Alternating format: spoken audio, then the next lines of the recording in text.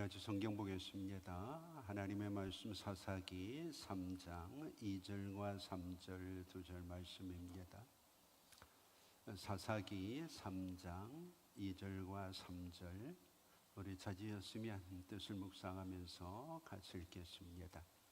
이스라엘 자손의 세대 중에 아직 전쟁을 알지 못하는 자들에게 그것을 가르쳐 알게 하려 하사 남겨두신 이방 민족들은 블레셋의 5 군주들과 모든 가나안 족속과 시돈 족속과 바알 헤르몬 산에서부터 하맛 입구까지 레바논 산에 거주하는 히위 족속이라. 아멘. 오늘도 하나님의 은혜가 우리 모두와 함께 하기를 소망합니다. 오늘은 특별히 75년 전에 있었던 6.25라고 하는 전쟁을 기억하면서 하나님 앞에 우리가 예배를 드리는 주일입니다. 두 번 다시 기억하고 싶지 않은 비극과 참상이지만 그래도 우리가 기억해야 되고 교훈을 얻어야만 이 땅에 다시는 이런 전쟁이 없기 때문에 오늘 우리는 늘 이날을 기억하고 하나님 앞에 기도하는 자리를 갖게 됩니다. 지금도 중동에서는 이스라엘과 이란이 충돌을 했고 새로운 전쟁이 한창 진행 중입니다. 이 땅의 전쟁은 참 무섭고 참혹한 것인데 언제부터 이 땅에는 전쟁이 있었고 왜 이런 전쟁들이 계속 끊이지 않는지를 우리가 한번 먼저 생각해 보는 게 중요합니다. 우리가 성경을 보면 에덴 동산에서는 전쟁이 없었습니다. 그러나 에덴 동산에서 인간이 죄를 짓고 이 세상으로 쫓겨나면서부터 사람을 죽이고 미워하고 살육하는 전쟁이 시작이 되었습니다. 윌이라고 하는 사람과 아리엘 듀란트라고 하는 박사가 오랫동안 이 전쟁에 대해서 연구를 했습니다. 인간의 지난 3,500년 역사를 통틀어서 전쟁을 치르지 않은 기간은 8.4%에 불과하다고 얘기를 합니다. 3,500년의 역사를 뒤돌아볼 때 91.6%의 날들이 세계 어느 곳에서든지 곳곳에서 전쟁이 일어났다는 거죠. 특별히 20세기만 놓고 본다면 지난 100년이죠. 곳곳에서 전쟁과 혁명을 통해서 세상에서 죽어간 사람이 9억 명이라고 이야기를 합니다. 한두 사람 정도가 아니라 9억이 되는 인구가 전쟁과 혁명을 통해서 목숨을 잃었다는 거죠. 그러면 왜 이런 전쟁들이 벌어지는가? 왜 인간이 살아가는 곳에는 전쟁이 끊이지 않는가? 우리가 6.25를 앞두고 한번 생각해 봐야 되지 않겠습니까? 예일대학에서 역사와 문명을 가르치고 있는 도널드 케이건 교수가 전쟁의 기원이라고 하는 책을 썼습니다. 이 책에서 그는 전쟁이 일어나는 동기를 3가지로 정의를 했습니다. 하나는 심리적인 전쟁 동기론이라는 겁니다. 이것은 두려움 때문에 주어진다는 거죠. 우리가 생각할 때 전쟁은 힘 있는 사람이 힘없는 자들을 침략하는 것처럼 생각을 하는데 이 사람은 그렇게 보지를 않습니다. 비슷한 힘을 가지고 있는 사람들이 저들이 힘을 키우면 우리에게 위협이 될 수 있다고 느끼기 시작하면서 이런 두려움이 전쟁을 준비하고 전쟁을 만들게 된다는 거죠. 우리 같은 경우에도 그렇잖아요. 이북에 있는 사람들이 우리보다 힘이 없다거나 아니면 월등하게 힘이 강하다거나 이러면 여러 가지 생각할 변수가 생기지만 우리가 무엇인가 할 수 있다고 생각을 하는데 그들이 무기를 만들고 핵으로 무장을 하고 이렇게 되니까 그렇게 되어지면 그 이후에는 어떻게 될까? 이런 심리적인 두려움과 압박감이 우리도 준비를 하게 하고 그래서 그것을 막기 위해서 전쟁을 벌인다는 거죠. 아마 어쩌면 지금 중동전쟁의 불씨가 그렇지 않은가 생각을 해요. 핵시설을 파괴하면서 그것이 잠재적으로 우리에게 위협이 될 수 있기 때문에 우리는 이 전쟁의 정당성을 부여하겠다는 얘기가 되죠. 두 번째로 그들은 이익을 추구하기 위해서라고 얘기합니다. 이것을 실리적인 전쟁 동기론이라고 이야기합니다. 전쟁을 통해서 내게 이익이 없으면 전쟁을 안 하겠죠. 근데 분명히 이길 수 있을 것 같고, 이 전쟁을 통해서 내가 어려움을 겪더라도 이런 유익이 있을 것이라는 것 때문에 사람들은 전쟁을 벌인다는 거죠. 어떤 면에서는 경제적인 이익뿐만 아니라 이 정치적인 이익도 있습니다. 나라가 혼란스러울 때 백성들이나 국민들을 향해서 전쟁이 일어날 수 있다고 하는 위협을 주게 되면 힘들이 한 곳으로 모일 수 있기 때문에 이익을 추구하는 이 실리적인 전쟁 동기론도 우리의 주변에는 많이 있다는 거죠. 세 번째로는 명예를 추구하는 전쟁입니다. 이것을 우리는 명분적 전쟁 동기론이라고 얘기를 하죠. 그래서 전쟁을 치를 때 명분을 따집니다. 이스라엘이 이란을 공격합니다. 유럽 쪽에서는 명분이 있다는 거죠. 그러나 그 반대쪽에서는 이것은 아무런 명분이 없다고 얘기를 합니다. 명분이 있으면 도와줍니다. 명분이 없으면 도와주지를 않고 오히려 발을 빼게 되는 것들을 보게 되죠. 그래서 이 사람들이 전쟁의 동기 세 가지로 이야기합니다. 두려움 때문에, 이익 때문에, 명분 때문에. 근데 세계에서 벌어지고 있는 전쟁이 거의 이 세 가지에서 벗어나지 않고 있습니다.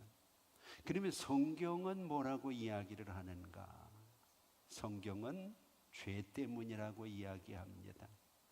무슨 전쟁이든 인간이 가지고 있는 욕심 때문에, 죄 때문에 전쟁은 끊이지 않는다고 이야기하고 있는 거죠. 한국역사연구회에서 내놓은 한국 역사 속의 전쟁이라는 책에 보면 6.25 전쟁을 통해서 사망자가 남북한 모두 통틀어서 250만 명이라고 얘기를 합니다. 끔찍한 전쟁이죠. 250만 명이 남북한 통틀어서 사망을 한 엄청난 전쟁입니다. 여기에 부상자들까지 합치면 약 500만 명이 이 전쟁의 희생자입니다. 그리고 그 유가족들까지 따진다고 하면 가히 상상할 수 없는 피해가 6.25라고 하는 전쟁을 통해서 이 땅 위에 참상으로 주어지게 된 거죠. 당시의 인구를 3천만으로 잡으면 6명 중에 한 사람은 직접적인 피해를 입게 되어지는 것이 전쟁이라고 이야기를 하고 있는 겁니다.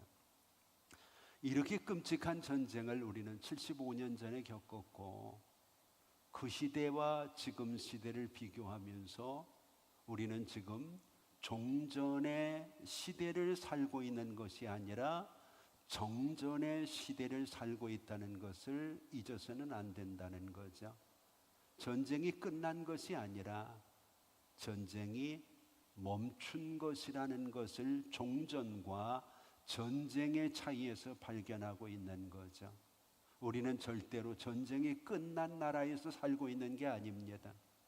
전쟁이 잠시 중단되어져 75년이라는 세월을 마음 졸이면서 조마조마하면서 지금 살고 있는 것이기 때문에 오늘 본문의 말씀은, 그리고 우리에게 주어진 이 전쟁 기념 주일은 더욱 우리의 마음과 삶을 돌아보고 우리가 다시 한번 다짐하고 교훈을 얻어야 되는 중요한, 남의 이야기가 아니라 우리의 이야기, 나의 이야기일 수 있다는 것을 기억하는 한 주간이 되기를 소망합니다. 오늘 본문에 나와 있는 내용은 두 세대에 대해서 성경이 얘기를 합니다. 하나는 전쟁을 아는 세대, 그리고 하나는 전쟁을 알지 못하는, 모르는 세대에 대해서 오늘 본문은 이야기합니다. 인간 세상에서 어떤 동기에 의해서 전쟁이 벌어지든 그 결과는 참혹하잖아요. 거기에 하나님이 보시는 전쟁의 중요한 동기가 욕심과 죄 때문이라면 오늘 우리가 살고 있는 이 세상도 예외일 수 없는 만만치 않은 이유들이 많이 있잖아요. 그럼에도 불구하고 우리가 거기에 대해 경각심을 갖지 못한다면, 하나님의 도우심과 은혜를 기도하지 않는다면 오늘 우리의 주어진 삶은 하나님께서 생각하는 것보다 훨씬 더 어려움 속에 노출될 수 있다는 것이 본문의 이야기입니다. 그래서 하나님이 무장을 시키는 겁니다. 시간이 지나갈수록 우리의 기억과 우리의 가지고 있는 생각들이 해이해지기 때문에 전쟁을 알지 못하는 세대들에게 오늘 본문에서 주목을 해야 될 단어가 1절과 4절에 이스라엘을 시험하신다는 단어거든요. 시험하신다. 자꾸 시험을 치르는 겁니다. 오늘 본문에서 시험을 한다고 하는 말은 두 가지 의미가 있습니다. 하나는 테스트를 하는 겁니다. 또 하나는 단련을 시키는 겁니다. 연단을 시키는 겁니다. 오늘 본문에서는 후자입니다. 하나님께서 그들이 전쟁을 어떻게 알고 있느냐, 이것들을 시험하려고 하는 게 아니라 하나님이 그들을 단련시키시고 연단시키시고, 그래서 혹여 있을지도 모르는 전쟁을 그들이 잘 준비할 수 있도록 깨어있는 신자들로 만들기를 원한다는 겁니다. 하나님이 바라보실 때 수년 동안, 수십 년 동안 전쟁을 겪어보지 못하고 태어난 사람들이 아니란 시대에 살다 보니까 전쟁에 대한 개념들이 없거든요. 그래서 하나님이 단련을 시키는 겁니다. 이것을 정확하게 우리에게 표현하는 것이 2절입니다. 이스라엘 자손 세대 중에 아직 전쟁을 알지 못하는 자에게 그것을 가르쳐서 알게 하려 하셨다, 그렇게 얘기합니다. 하나님이 특별한 교육을 시키시는 겁니다. 그것을 위해서 하나님께서 실물 교육으로 3절이 우리에게 주어지는 겁니다. 남겨두신 자들이 있다는 겁니다. 그런데 이 남겨두신 자들이 만만한 자들이 아닙니다. 블레셋의 5방백을 위시해서 가나안 본토 그 주변에 기라성 같은 힘있는 그런 민족들을 하나님께서 남겨두셨다는 겁니다. 오늘 우리가 북한과 대치하고 있는 상황에서도 우리가 쉽게 만만하게 볼 수 있는 그런 상대는 아니죠. 만만하게 볼 수 있다면 벌써 어떤 일이 벌어졌겠죠. 그런데 그렇지 못하니까 더 기도하게 되고, 우리의 힘으로 안 되는 부분들을 하나님께 맡기고 하나님의 도우심을 바라고 간구하는 것 아니겠습니까? 그런데 이것을 통해서 하나님이 주시는 교훈이 있습니다. 너희가 모든 전쟁이 끝난 것이 아니라 아직도 섬멸해야 될 적들이 존재하고 있고 정복해야 될 땅이 남아있다는 것을 스스로 일깨움으로써 긴장을 늦추지 않고 깨어서 있기를 원하는 하나님의 뜻 때문입니다. 그런데 문제는 이들이 하나님의 뜻을 알지 못하는 겁니다. 왜 지금 이런 평화로운 시대에 전쟁 얘기를 해가지고 우리 마음을 불안하게 하고 우리를 힘들게 하느냐, 이것은 불안을 조성하는 것 아니냐, 뭐 이런 생각을 합니다. 그러다 보니까 그냥 좋은 게 좋은 것이라고, 서로 사이좋게 지내면 좋은 것 아니냐, 이래서 어느 틈엔가 유화 정책을 쓰기 시작합니다. 너희도 살고 우리도 살고 전쟁은 우리 하지 말자. 이런 정책 때문에 이스라엘이 하나님이 남겨두신 이 족속들이 계속해서 이스라엘을 어렵게 만드는 겁니다. 그것이 지금 오늘 중동 전쟁까지 계속 이어지고 있는 거죠. 오늘 우리도 다르지 않습니다. 한쪽에서는 잘 무장을 하고 준비를 해야 된다고 하지만 또 한쪽에서는 준비는 해야 되지만 그들과 굳이 적대 관계를 만들 필요가 있겠는가? 서로 손을 잡고 사이좋게 잘 살면 되지 않겠는가? 이런 유화적인 정책들을 추구할 수 있거든. 근데 문제는 저들도 우리와 같은 생각을 하고 있느냐는 겁니다. 그렇지 않다는 거죠. 그들은 어떻게든지 넘어뜨리려고 하고 쓰러뜨리려고 하고 이기려고 하는데 지금은 힘이 없으니까 친한 척하지만 결국은 발톱을 드러낼 수밖에 없는 거죠. 이것이 이스라엘의 역사고 이게 언제까지 계속되는가 하면 다윗이 왕으로 돌아올 때까지 계속되는 겁니다. 그래서 여러분들이 아는 것처럼 사울이 이 블레셋 때문에 도망 다니잖아요. 여기서 골리앗이라는 장군이 나오는 거잖아요. 그들이 가나안 땅에 들어갔을 때 여호수아가 나라를 다스리고 여호수아가 통치하며 신앙적인 면에서 전쟁을 알지 못하는 세대에게 주는 교훈을 따랐다면 골리앗은 나올 수가 없는 겁니다. 근데 블레셋 다섯 방백들을 그냥 손잡고 같이 쉽게 가자고 생각을 했던 거거든. 이후에 그들이 얼마나 힘을 키웠나요? 그래서 사울 시대에는 완전히 이스라엘이 블레셋 때문에 힘을 쓸 수가 없잖아요. 처음부터 그러지 않았다는 거예요. 처음에는 하나님이 그저 남겨두신 존재들이었는데 이걸 키운 거죠. 그러나 다윗이 물맷돌 가지고 골리앗을 잡으면서부터 블레셋이 이스라엘에게 더 위협적인 존재가 되지 못하게 되어지는 것을 우리는 성경을 통해서 바라보게 되어집니다.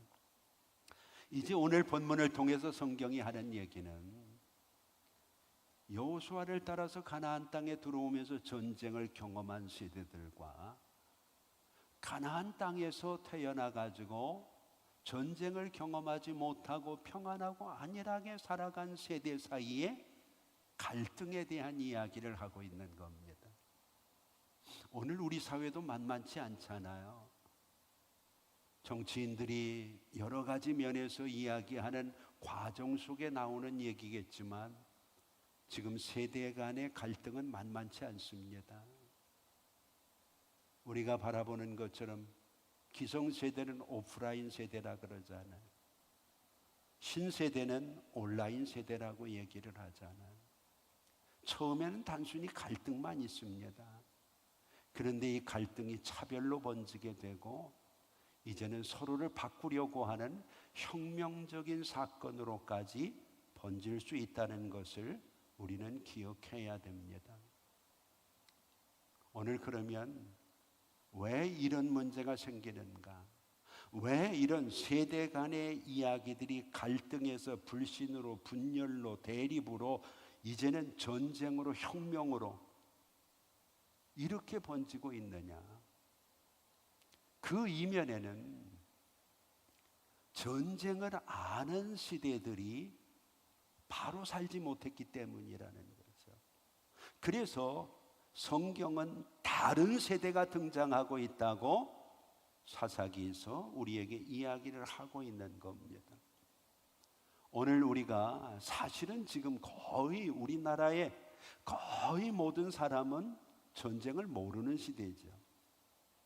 75주년이라는 얘기는 전쟁이 벌어진 75년 됐다는 얘기고 75세 이하는 전쟁을 경험하지 못했다는 얘기죠. 그냥 들어서 혹은 책을 통해서 역사적인 사건을 통해서 간접적으로 경험을 한 것이고 인간이 가지고 있는 기억이라는 것이 4살 이전은 기억이 없다 그러잖아요.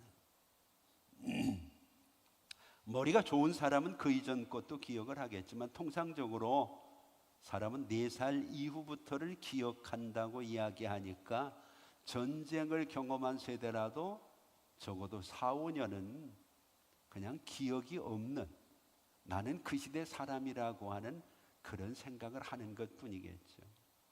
이러다 보니까 시간이 지나갈수록 자꾸 전쟁에 대한 실상이나 절박함이 사라지게 되는 거죠. 그런데 문제는 그러면서 우리는 경제적인 면에서 성장을 하고 있다는 거예요. 그러니까 자연히 예전에 어려웠던 일들이 잊혀질 수가 있게 되는 거죠. 문제는 이런 것들이 잊혀지면서 사람의 머릿속에 함께 사라지는 게 있습니다. 그것이 사사기 2장 7절에 나와 있는 말씀입니다. 백성이 여호수아가 사는 날 동안과 여호수아 위에 생존한 장로들 곧 여호와께서 이스라엘 위에 행하신 모든 큰 일을 본 자들이 사는 날 동안에 여호와를 섬겼다.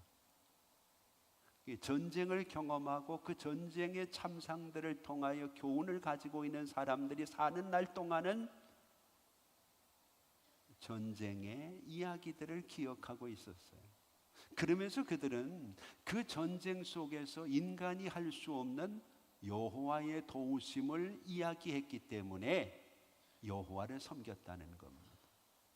이게 무슨 얘기냐 하면 전쟁에 대한 기억이 사라지고 안일한 현실에 빠지는 세월이 늘어날수록 전쟁에 대한 기억만 사라지는 것이 아니라 여호와의 신앙도 사라졌다는 것.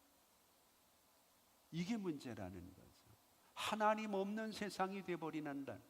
점점 안일하고 평안한 삶은 우리의 삶에서 하나님에 대한 신앙을 빼버리는 거죠. 여러분들이 아는 것처럼 아브람과 롯이 헤어질 때 롯이 점점 처음에는 요단으로 갔지만 소돔과 고모라로 내려가잖아요. 근데 이 소돔과 고모라의 특징은 뭔가요? 하나님이 없는 도시잖아요. 오늘 우리 시대도 문제는 전쟁에 대한 기억과 참상만 사라지는 것이 아니라 그 전쟁을 통하여 인간의 힘으로 할 수 없는 부분들을 도우시는 하나님의 능력과 은혜에 대한 믿음마저도 해이해지고 사라져버린다는 거죠. 그래서 사사기 2장 10절을 한번 보세요. 그 세대의 사람도 다 그 조상에게 돌아갔고 그 후에 일어난 다른 세대는 여호와를 알지 못하며 여호와께서 이스라엘을 위하여 행하신 일도 알지 못했다. 그들의 역사 속에 하나님이 빠져버렸다는 것. 여러분 지금 나는 잘 믿어요. 근데 내 자식은 어떠냐는 거예요. 나보다 50% 잘 믿습니까? 내 자녀의 믿음 내가 보장하기 참 어렵잖아요. 그래서 많은 사람들이 신앙생활을 하면서도 참 자식 문제는 어떻게 할 수 없다, 그렇게 얘기 많이 합니다. 자녀들이 열심히 믿는다면 복입니다. 여러분들이 큰 일을 하신 겁니다. 그런데 문제는 이 자식들이 살아가야 될 시대는 하나님에 대한 생각이 더 옅어진다는 거죠. 여호와를 알지도 못할 뿐만 아니라 여호와 하나님이 행하신 일도 그들은 기억하지 못했다는 거예요. 여러분 사사기 전체의 역사는 세 단어로 우리가 정의할 수 있어요. 패배와 수치와 부패의 역사. 패배와 수치와 부패의 역사가 사사기의 역사입니다. 근데 왜 그렇게 되었느냐? 그들의 역사 속에서 하나님을 빼버렸기 때문에, 그들의 생각 속에서 전쟁의 고통, 가나안 땅에 들어오기 위해서 치열하게 그들이 겪었던 하나님과의 그 동행을 그들의 역사 속에서 빼버렸다는 겁니다. 이것을 우리는 다른 말로 변질되어진 세대라고 이야기할 수 있는 거죠. 사사기의 역사 속에 전쟁을 아는 세대들이 이제 전쟁이 끝나고 총과 칼을 놓게 되고 안일하고 행복한 삶 속에 빠지다 보니까 자기도 모르게 변질이 되기 시작했어요. 그래서 처음에는 강력한 믿음을 가지고 열심히 신앙생활하면서 자녀들을 독려하던 부모들이 이제는 자녀들이 바라봐도 우리 아버지나 옆집에 안 믿는 아저씨나 뭐 별반 다르게 살지 않아요. 우리 기도하러 매일 나가는 엄마나 기도하지 않는 옆집 아줌마나 생각하는 것이나 삶의 방식이 별로 다르지 않아요. 이러다 보니까 부모에 대한 존중이나 존경이 사라지게 되고 주변 사람들과 다르지 아니한 삶을 살아가게 되는 거죠. 예를 들면 여러분들이 아시는 것처럼 여호수아는 110세까지 살았습니다. 110세까지 살았다는 이야기는 그가 80세에 가나안 땅에 들어왔거든요. 40에 여러분들이 아시는 것처럼 모세를 따라서 애굽에서 나와가지고 40년을 광야에서 모세를 섬기며 모세를 따라다니다가 이제 모세가 죽고 여호수아에게 바톤이 넘어온 것이 여호수아가 80 되어질 때거든요. 그리고 가나안 땅에 들어와서 여호수아가 30년을 더 삽니다. 그런데 마지막 그가 유언을 하는 이야기, 마지막 걱정을 하는 이야기가 성경에 나와 있죠. 우리가 성경을 보면 여호수아 23장 16절에 보면 여호수아가 이런 걱정을 합니다. 만일 너희가 너희 하나님 여호와께서 너희에게 명령하신 언약을 범하고 가서 다른 신들을 섬겨 그들에게 청하면 여호와의 진노가 너희에게 미치리니 너희에게 주신 아름다운 땅에서 너희가 속히 멸망하리라. 이 마지막 우리가 숨을 거두면 마지막 운명을 할 때에는 좀 희망적인 얘기, 좋은 얘기, 내가 그렇게 살아서 미안하다, 너희한테 더 잘해줘야 되는데 그러지 못했다, 뭐 이런 얘기를 해야 되는 것, 이게 맞는 것 아닌가? 근데 여호수아는 죽기 전에까지 걱정거리가 있었어요. 이들의 신앙이 변질되는 것, 이들이 지금 잘못 신앙생활을 하면 안 되는 것. 그래서 죽기 직전에 유언을 하면서도 지금 이 얘기를 하는 것. 여러분들이 잘 아시는 것처럼 여호수아가 마지막 선언을 하잖아요. 너희 좋은 데에 너희 좋은 것 섬겨라. 나와 내 집은 여호와만 섬기겠다. 여러분, 이 말은 지금 여호수아가 고립되어 있다는 거예요. 여호수아가 바라볼 때 자기 집 외에는 관리할 수가 없을 정도로 신앙적으로 그들이 지금 나태해 있다는 거예요. 지금 우리는 어떤가요? 우리의 신앙이 세상 사람과 어느 틈엔가 동화돼 가고 있지 않느냐는 거죠. 그래서 여호수아 24장 23절은 여호수아가 이런 결론을 내립니다. 여호수아가 이르되 그러면 이제 너희 중에 있는 이방 신들을 치워버리고 너희 마음을 이스라엘의 하나님 여호와께로 향하라. 이 얘기는 무슨 얘기인가요? 지금 여호수아가 마지막 운명을 하는 장면인데 그를 따라서 함께 나와서 신앙생활하던 사람들이 그 집에다가 우상단지를 갖다 놨다는 거예요. 걱정해서 끝나는 것이 아니라 이젠 치우라 그러잖아. 너희 집에 있는 우상을 좀 치워라. 그리고 너희가 하나님께로 좀 향해라. 얼마나 끔찍하고 그들이 안타깝게 순수성을 잃어버리고 변질되었는가를 우리에게 보여주고 있는 거죠. 그런 그들이 그 자식들을 향해서 신앙생활은 이렇게 해야 되는 거야. 믿음은 이렇게 믿어야지. 그런다고 무슨 교훈이 되고 무슨 모범이 되고 그 자녀들이 무슨 신앙을 본받겠느냐. 마치 우리가 아는 것처럼 개가 새끼 개들을 모아놓고 똑바로 걸어야지 이 녀석아. 엄마가 하는 거 잘 봐. 이러면서 저도 옆으로 걸어가는 거거든요. 근데 신앙생활하는 우리들이 어느 틈엔가 신앙의 열정이나 순수성을 잃어버리고 형식과 껍질만 가지고 변질되어진 신앙을 온전한 것처럼 생각하다 보면 다음 세대들은 전혀 다른 세대가 될 수밖에 없다는 거죠. 오늘 우리 통계를 보면은요, 2024년 작년에 GDP 순위에 호주를 제치고 우리나라가 12위가 됐습니다. 경제대국으로 발돋움을 한 거죠. 그 이면에는 전쟁을 아는 세대들이 잘 살아보세를 외치면서 죽어라고 일만 했어요. 그들에게는 취미 생활이나 여가 생활, 자기를 위한 어떤 그런 생활이 전혀 없었어요.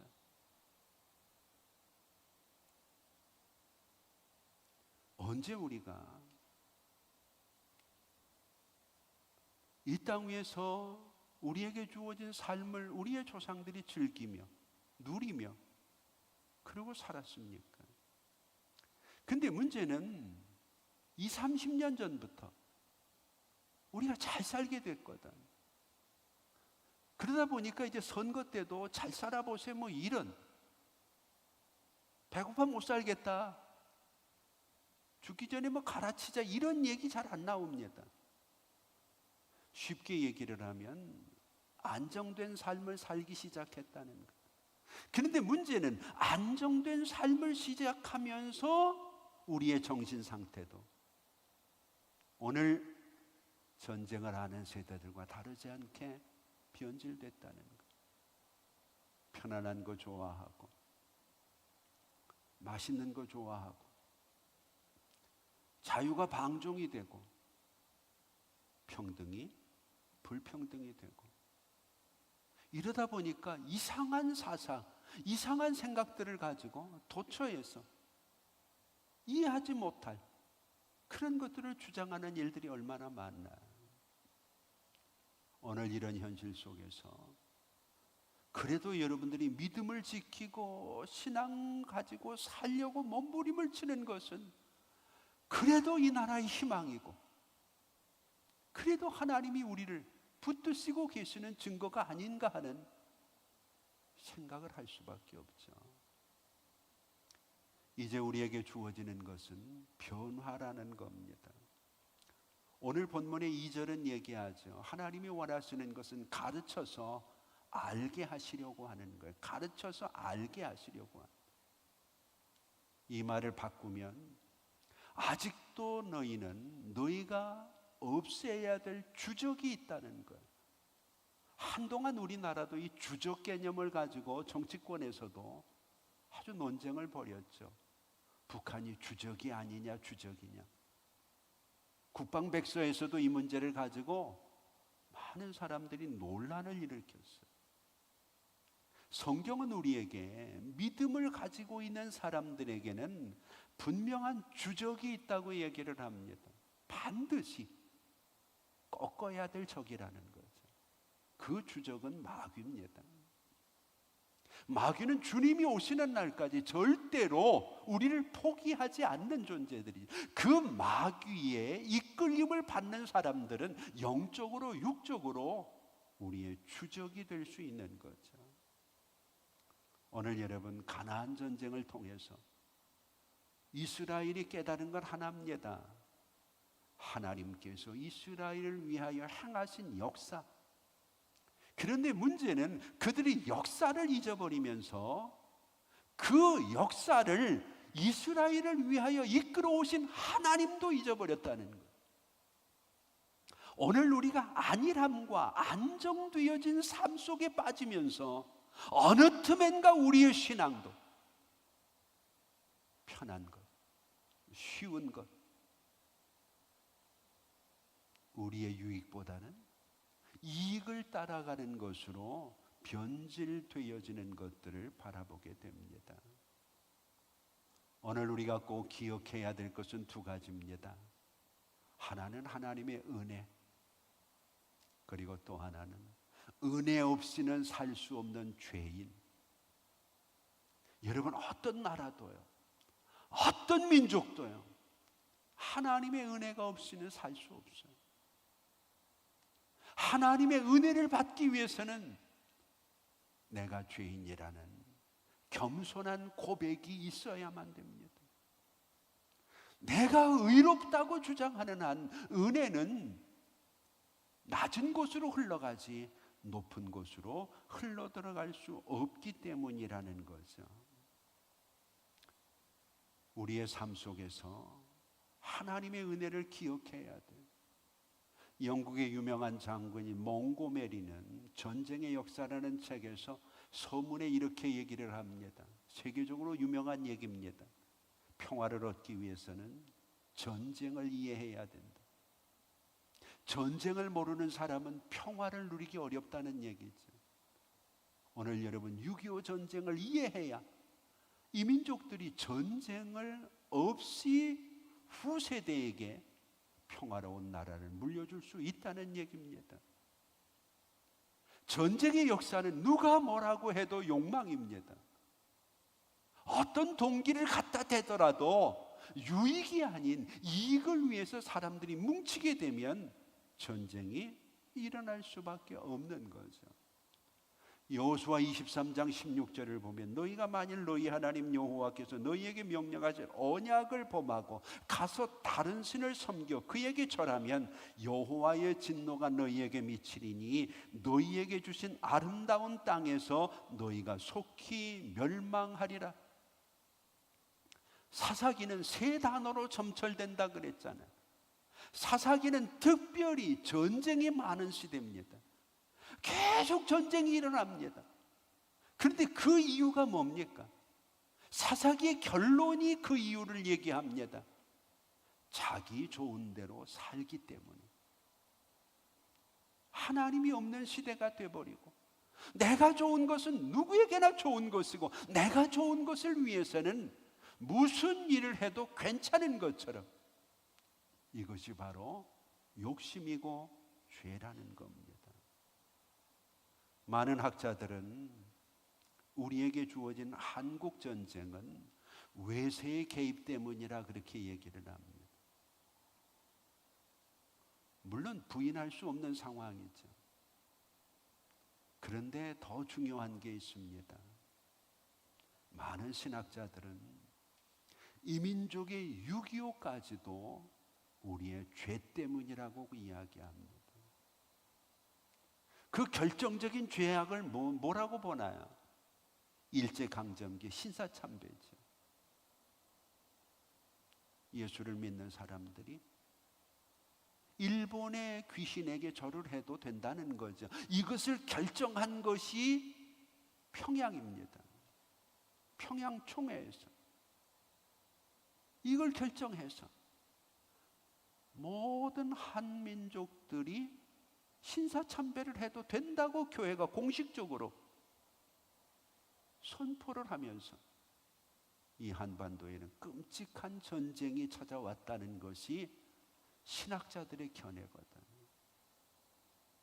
완전히 쑥밭이 됐잖아요. 그것을 결정한 진원지가 완전히 공산화되어지고 그들의 심장부가 돼버리고 이제는 교회가 없는 폐허가 돼버렸죠. 이것을 우리가 우연이라고 이야기해서는 안 된다는 겁니다.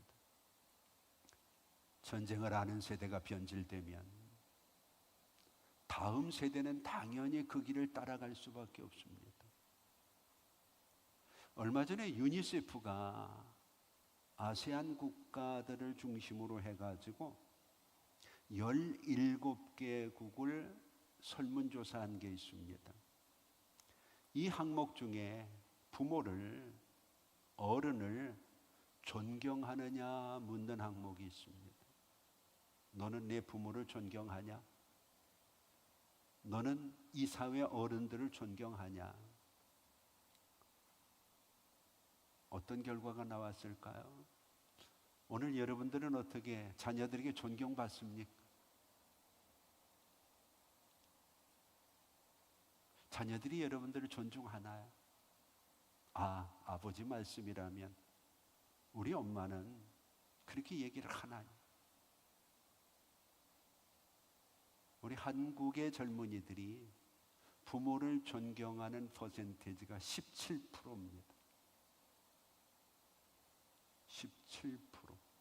그러면 우리는 이게 뭐 현 세대가 그러니까 그렇게 얘기할 수, 그렇지 않아요. 동남아 전체 통계는 72%입니다.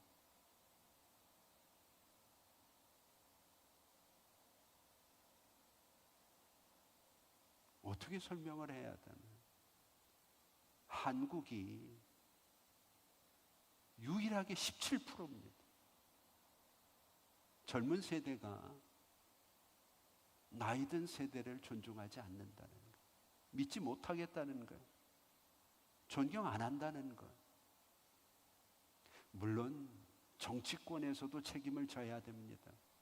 세대 간의 갈등을 부추기고 여론조사를 통해서 어느 당은 나이 얼마인 사람, 어느 당은 나이 얼마인 사람, 뭐 이런 식으로 나눠 놓으니까 극단적인 문제들이 생길 수 있겠죠. 그러나 그렇다 해도 이건 좀 지나치지 않나요? 72% 평균과 17%는 차이가 나도 엄청나게 나는 거죠. 오늘 전쟁을 생각하면서 기성세대는 우리가 변질되지 않았는지를 돌아봐야 됩니다. 우리가 얼마나 잘못돼 가고 있는지. 지금 미국 사회도 자꾸 잘못된 길로 빠져나가잖아요. 그들이 가지고 있는 청교도 신앙이 많이 퇴색했잖아요. 보수주의 신학자들은 그것들을 어떻게든 바로잡아야 된다고 외치고 있어요. 얼마 전에 제가 미국에 가서 보니까요, 미국의 강력한 힘을 가지고 있는 감리교회가 동성애 문제로 분열이 됐어요. 그래서 참 큰 교회인데 교회를 찾아가 보니까 이 교회의 정문에 현관에 무지개 깃발이 걸려 있어요. 무지개 깃발이 뭔가요? 우리 교회는 동성애를 인정한다는 거예요. 이 동성애 문제 때문에 그 큰 교단이 갈라졌어요. 이게 남의 이야기가 아니에요. 그래서 유심히 미국을 돌아보면서 그런 깃발이 유난히 많이 걸려 있는 교회들을 보면서, 야, 이게 어떻게 교회가 십자가는 떼어내고 현관에 무지개 깃발을 걸어야만 되는 시대가 되었는가. 이게 앞으로 10년, 20년 후에 우리의 모습일 수 있습니다. 기성세대가 변질되면 후세대는 따라올 게 없잖아요. 본받을 게 없어요. 내가 믿음 생활 이렇게 하면 내 자녀 시대에는 더 잘할 수 없잖아요. 아울러 신세대들은 기억해야 돼요. 이 땅 위에 완벽한 부모는 없다는 것. 완벽한 세대는 없습니다. 다윗에게도 실수가 있었고 모세에게도 실수가 있었어요. 그렇지만 그 실수를 보지 않고 그 실수를 이겨내는 모습을 보고 그들의 장점을 따라갔던 세대들은 잘되고 형통할 수 있었다는 것을 우리는 바라보게 됩니다. 오늘 여러분, 가치관이 파괴되고 인간성이 타락하고 어디서부터 이런 일들이 벌어지나요? 하나님이 없으면서부터 생각 속에 하나님이 사라지고 문화 속에 하나님이 사라지고 그들의 삶 속에 하나님이 사라지고. 그래서 오늘 본문은 가르쳐 알게 하고 싶다. 뭘 가르쳐서 뭘 알게 하고 싶으냐? 바로 1계명, 2계명, 3계명에 대한 이야기입니다. 그런데 그들이 이 계명들을 어기고 우상을 자꾸 들여오는 거거든. 그러니까 다음 세대는 전혀 다른 세대가 되어버리더라는 거. 이 시대의 우상은 탐심입니다. 유익을 위해서 살아야 될 성도들이 이익을 위해서 살다 보니까 남는 것이 세상에 하나님 없는 것밖에 없더라는 거죠. 오늘 이 시간 여러분, 우리에게 주어진 6.25는 끔찍한 500만 명의 희생을 치르고 견뎌내야 되는 아픔의 전쟁입니다. 그런데 문제는 누구나 공감하는 것이 이제 지금 전쟁이 터지면 500만 정도가 아니라는 겁니다. 완전히 한반도가 초토화될 수 있는 끔찍한 무기들을 가지고 있습니다. 우리에게 가장 필요한 것은 이것을 막아주시는 하나님의 손길이 필요하다는 겁니다.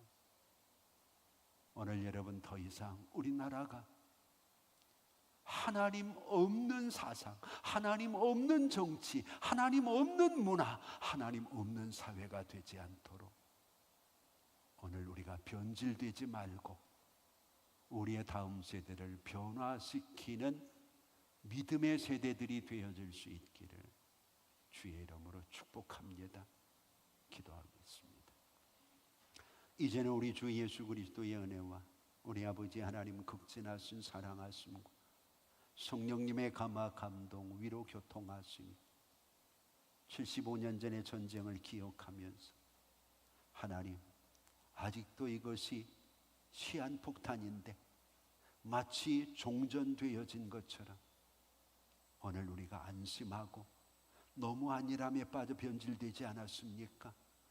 하나님 없는 문화들이 이제는 벌거벗고 길거리로 뛰쳐나오는 이런 시대가 되었습니다. 그럼에도 불구하고 기도하며 신앙 지키는 성도들이 있어 감사합니다. 하나님, 이들 머리 위에 복을 주셔서 이 땅이 변질되지 않고 우리의 다음 세대들이 변화되어지는 은혜가 있어 이 땅에 전쟁이 없도록 평화가 지속되도록 하나님께서 행하실 일들을 기대하며 오늘도 하나님께 이 민족들을 맡기고 기도하는 사랑하는 성도들 머리 위에 이제부터 영원토록 함께 있을지어다. 아멘.